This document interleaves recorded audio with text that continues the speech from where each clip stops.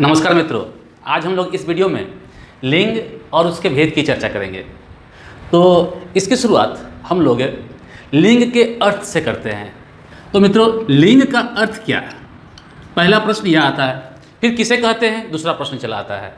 तो लिंग का अर्थ हम जानते हैं कि शब्द की जाति है। यानी जब लिंग कहते हैं व्याकरण में तो इसका स्पष्ट अर्थ होता है कि शब्द की जाति।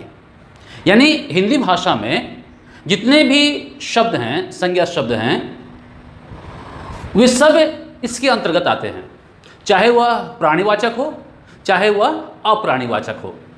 लेकिन दूसरा सवाल चला आता है मित्रों कि जब जाति कहते हैं तो जाति का अर्थ यहाँ क्या है?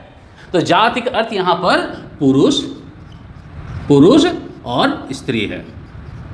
यानी सभी प्राणीवाचक और अप्राणीवाचक सबको जो है इन दो भागों में ही बांटा जाता है। दो ही जातियां हैं, पुरुष और स्त्री, हिंदी के अनुसार है। संस्कृत में एक और है नपुंसकलिंग, लेकिन हम हिंदी में उसे नहीं पढ़ते हैं।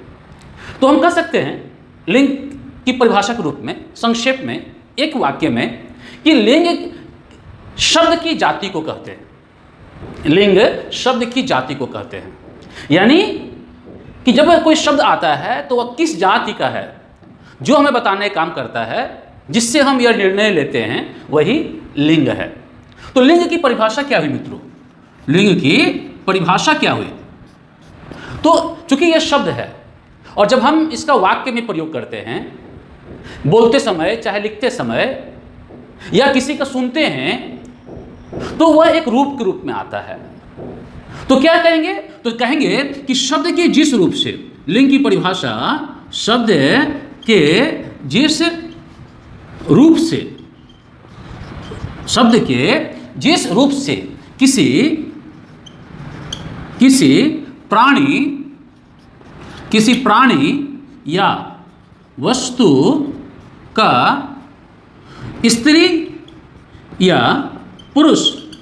स्त्री या पुरुष होने का पता चलता है, उसे लिंग कहते हैं। ये मित्रों इसकी परिभाषा हुई। यानी लिंग क्या है? लिंग जो है वह स्त्री है या पुरुष, कोई भी शब्द हमें बताता है। तो यह स्पष्ट है कि लिंग जो है हमें कि शब्द का जो है जाति बताता है कि वह पुरुष है या स्त्री है। तो इस दृष्टि से अगर देखेंगे कि लिंग के भेद कितने हैं, तो चूंकि हमें ये दो के बारे में बताता है, स्त्री और पुरुष, तो इसलिए लिंग के भेद भी दो ही हैं। कितने हैं? दो हैं। स्त्री से स्त्रीलिंग, स्त्री से स्त्रीलिंग और पुरुष से पुल्लिंग। ये दो है, ये दो भेद है।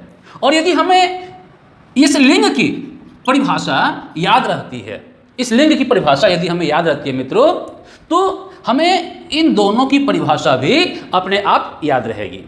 किस तरह से? कि अगर हम लिंग कहते हैं कि शब्द के जिस रूप से किसी प्राणी या वस्तु के स्त्री या पुरुष होने का बोध होता है, उसे लिंग कहते हैं। और जब स्त्रीलिंग कहेंगे तो इसमें से किसी एक का लेंगे।